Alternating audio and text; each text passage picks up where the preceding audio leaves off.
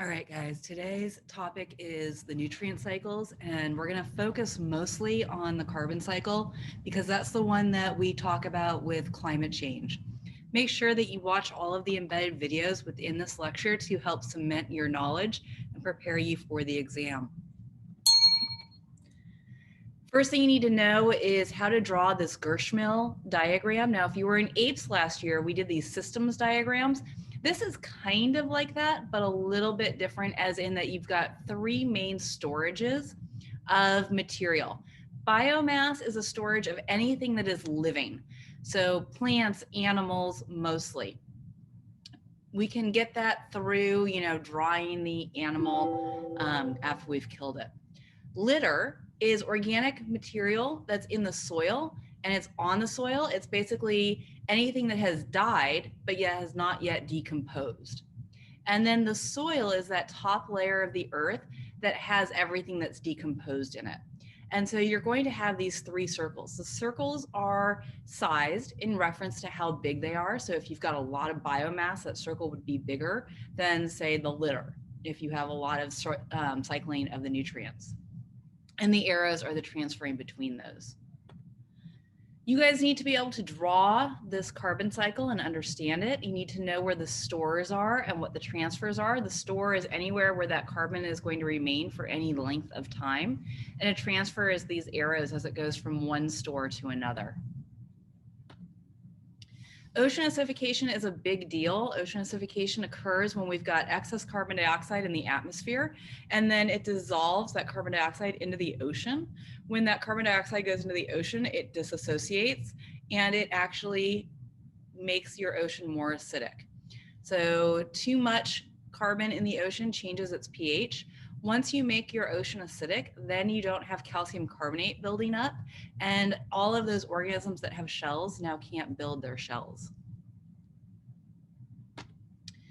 Cow farts are a thing here.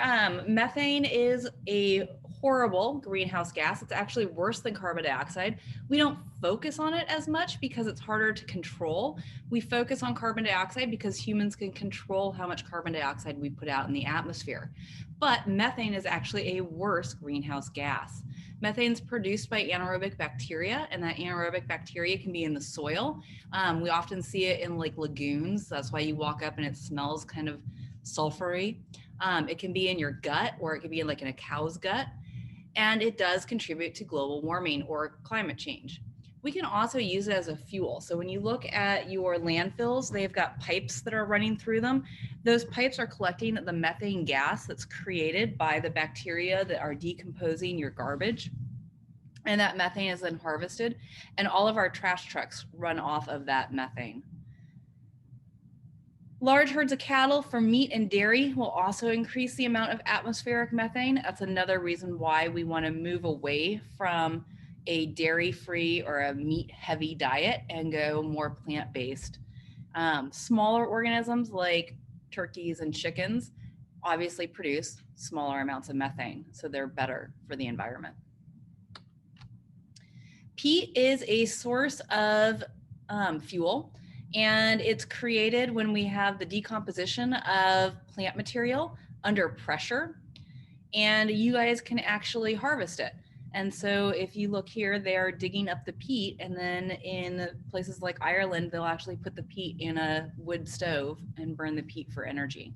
It is non-renewable only because of the amount of time it takes for the plant material to decompose under pressure to create peat. Oil and gas are the ones you're most familiar with. Coal is peat that's been buried for millions of years, exposed to high pressure, turns into a rock-like material, and then we can harvest that rock-like material and put it into burners to generate energy. It's one of the dirtiest of our fuel sources because of the soot that it gives off when it's burnt, but it's also dirty in how you harvest it. We used to have mines, and in some parts of the world we still do, where you go underground and you dig it out, but now we found it's easier just to blow the top off a mountain to get to the vein. Oil and natural gas are dead organisms that didn't decompose, and they formed this waxy substance. When exposed to high heat and pressure, it turns into an oil or a natural gas. that becomes trapped in the rock layers, and we can basically stick a straw into the rock and suck out the oil and natural gas. We do have biofuels out there. Biofuels are renewable as long as you treat it right. An example of a biofuel is in India, they will often take cow patties, i.e. the poop of cows, and use that to heat their homes or to cook their food. Still produces carbon dioxide, still produces soot when burnt, but it's renewable. We're not raping the planet to get it.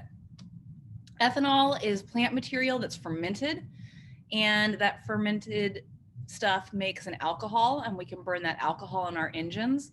There's also this new push to do it with algae here, and algae can produce some ethanol and some biofuels, and if we put the algae along our freeways, that algae will get the carbon dioxide, basically suck it in, and be cleaning the air as it produces energy. Climate change. This is the big one that we want to discuss here. The greenhouse effect is where we are trapping gases in our atmosphere, and those gases then trap all of the heat that would normally bounce off the planet and go back out into space. Different gases hold heat differently. Water vapor and methane are the two that are the worst, but they're also short-lived in the atmosphere. In other words, they cycle very quickly. Carbon dioxide and NOxes, NOx, they are long-lasting in the atmosphere.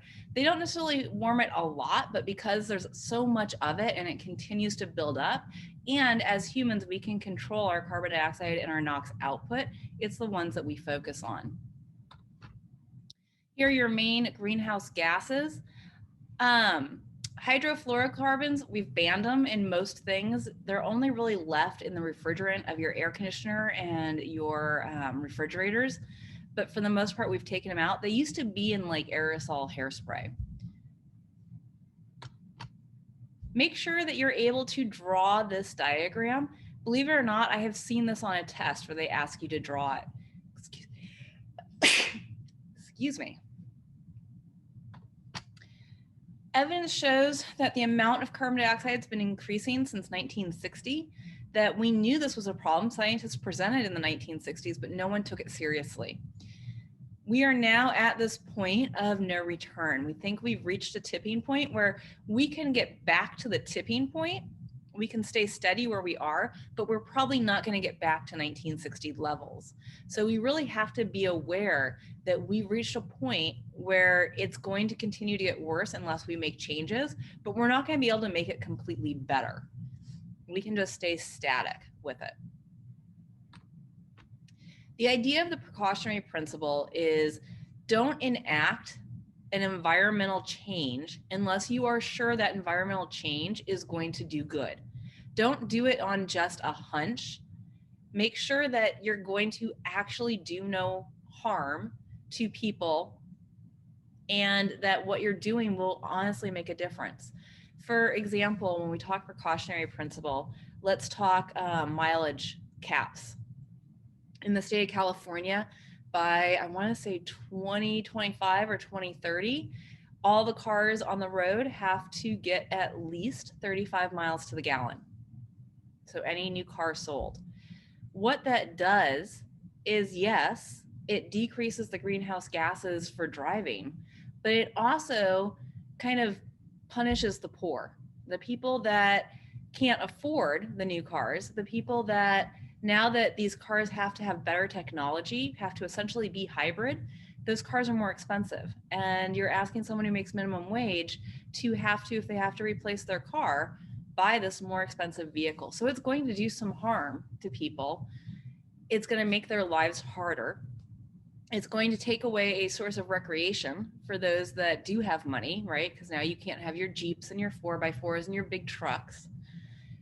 And we have to make sure that by doing this change, by pushing our gas mileage up to 35 miles to the gallon, is it really going to make a noticeable impact on climate change? We have to make sure of that before we force it on people. Another example of this is looking and saying, look, we know coal is a horrible energy source.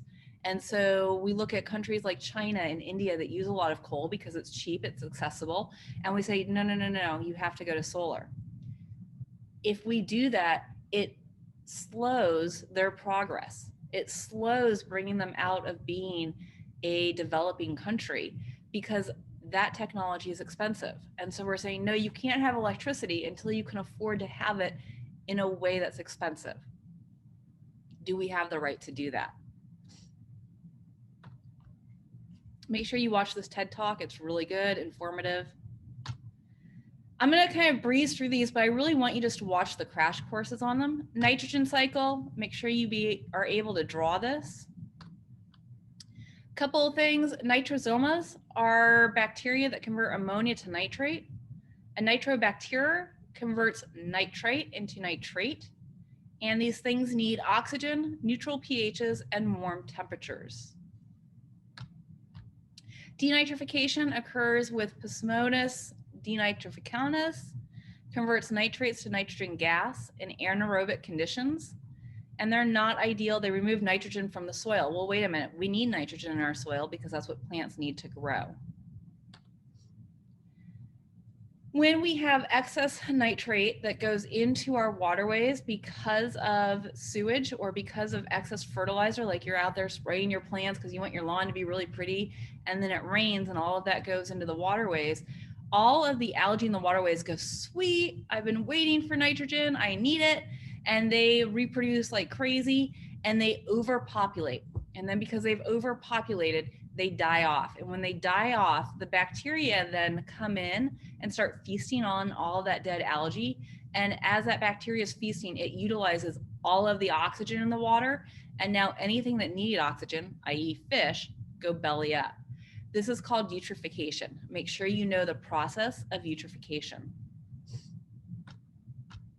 We do have insectivorous plants. These guys are awesome. They eat insects, and when they eat insects, they get the nitrogen that was in that insect. Phosphorus cycle. The question that often comes up on the phosphorus cycle is that it is the only one that does not cycle through the atmosphere. So the question would literally read, which of your nutrient cycles do not go through the atmosphere? Phosphorus. Phosphorus plants need it. You can get it at Green Thumb. It comes from the weathering of rocks, so it takes a long time to get into the environment, but bats also poop it out, so do animals. And so you can get guano or dung and put that in your garden. That's it for your energy cycles. Make sure, guys, this was a short lecture from me, that you watch the videos.